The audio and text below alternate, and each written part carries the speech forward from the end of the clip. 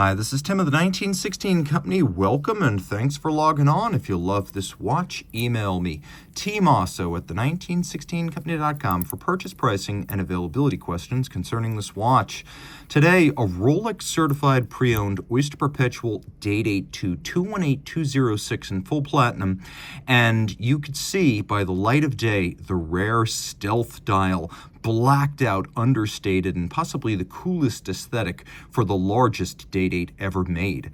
And the Day-Date II, launched in 2008, is substantially larger and heavier than the nominally 1 millimeter smaller Day-Date 40. This is a much bigger watch, and we're going to go over why. I should also mention that before we get into dimensions, let's talk about mass.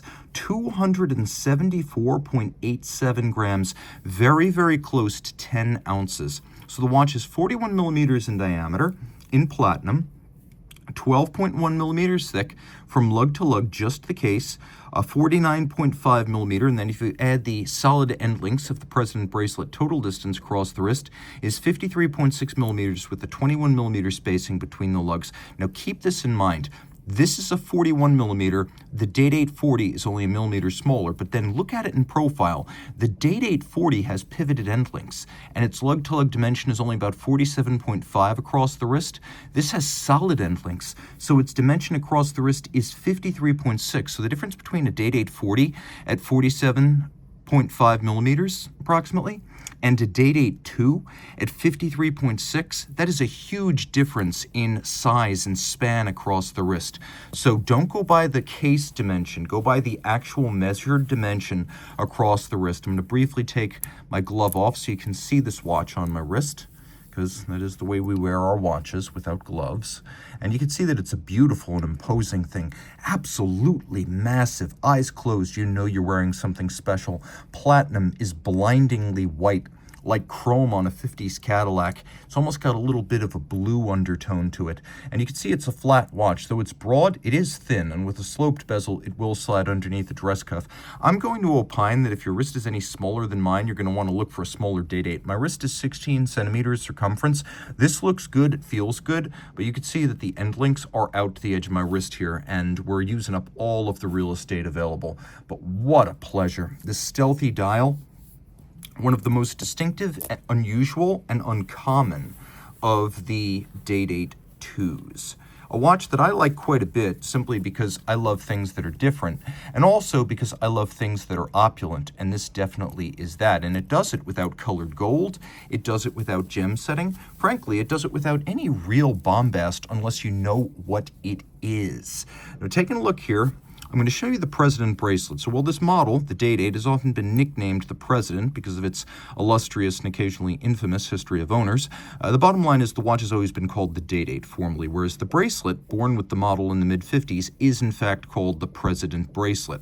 What was unique about the Day-Date II in platinum was that it was the only Day-Date II, and indeed the first Rolex model ever, to receive ceramic-coated bracelet pins. So the pins that join these links together internally, they're coated with ceramic so that the body of the link, the platinum, can never wear them down and cause the play that's often mistaken for bracelet stretch. So this will not stretch. It will not develop any extraneous play. It'll be as solid on day 4,000 as on day 4, and perhaps even day 40,000 down the line. Now, we have many removable links, and they are small in size, so it's easy to size this bracelet. One nice feature of the Rolex President is that it has the short, supple link design of something like a Jubilee with small individual links, but the links themselves are 3 in number and larger than the 5 lateral links of a Jubilee. So it has the short link souplesse, the ability to ventilate like the Jubilee does, but then it has the 3-link solidity of the Oyster Sports bracelet. It's got the crown clasp, which is a system hallowed by time and tradition, whereby the only partition point between the two halves of the bracelet, the Rolex 5-pointed crown. And so it's sort of a stealth clasp on a stealth dial. Now you can see it's actually a lift lock system. There's a little beak and a hook internally, so you have to unlatch this for it to disengage. It's not simply a friction fit system like previous generations of Day-Dates, so it's a lot more secure. You can see internally, we got a little bit of grease in here. We have Media Blast as well as polish, so it's a double finished clasp. And then rolling around to the case, you can see we've got one dot on the crown. That means it is a platinum twin lock, solid platinum case back, oyster style, 100-meter water resistance. We have a hard conical bezel, and you can see we've got the Cyclops eye magnifier for the date, the stealth dial, beautiful look. I've often described this as sort of a stealth watch with a stealth dial because it is low key. And in fact, from a distance, it can be difficult to immediately discern what it is, which is part of the, I would say, calculated cool of this watch. So you've got a matte black dial, something you'll rarely ever see on a Rolex, as they tend to use gloss lacquer, and then this lovely concentric pattern underneath the radially arrayed Arabic numerals, which are themselves blackened and polished gold applique. We have black on white printing for the day and the date discs, a chemin de fer. Outboard of the hours, you can see this railroad track for reading seconds and minutes. And then we have hands, crown, and of course the numerals. They're all made of gold, so they won't tarnish or oxidize with time. The fact that this dial does not reflect back a lot of light makes it alluring for those who want something different. The only thought I have here is that you should keep in mind that it has the standard Rolex hacking and quick set functions. So you've got hacking seconds just like that, instantaneous day and date change, but it is a double quick set, which means you can independently set the date as well as the day, just like that.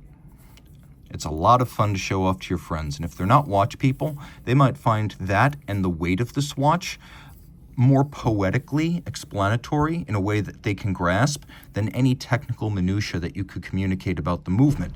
But still, I'm going to do just that. Inside, we have the 3-1, you ready for this? 5-6. So 3156 is a special movement only ever used in the Day-Date II.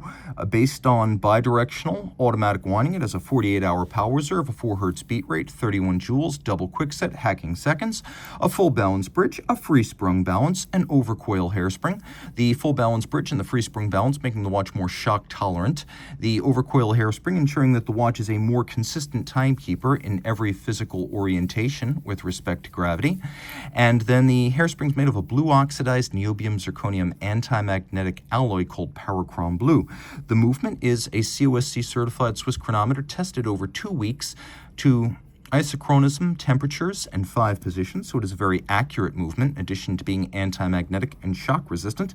And it is a unique caliber, the 3156, only ever used in the Day-Date II, so it's got that as a little feather in its cap. Again, a 48-hour power reserve, bidirectional winding. The rotor is on a jeweled staff for smoothness. This may be the world's most silent automatic winding system. If you love the stealth dial, you got a wrist for it. Remember, almost 10 ounces. Reach out to Team Mosso at the1916company.com for purchase and pricing details. Rolex certified pre-owned watches are backed and authenticated by Rolex. Should any reconditioning be necessary, it will be to a Rolex certified standard, and any parts invested Rolex factory original. Should the initial retail box, paper, and accessory set still accompany the watch, it will be included with the sale. But no matter what, a certified pre-owned box and paper set starts with an outer box, a leatherette travel pouch with suede lining, a warranty card that embodies the 2-year globally valid Rolex-backed warranty. Note, this is not a retail warranty, but backed by Rolex and actionable at any of its authorized points of sales and service.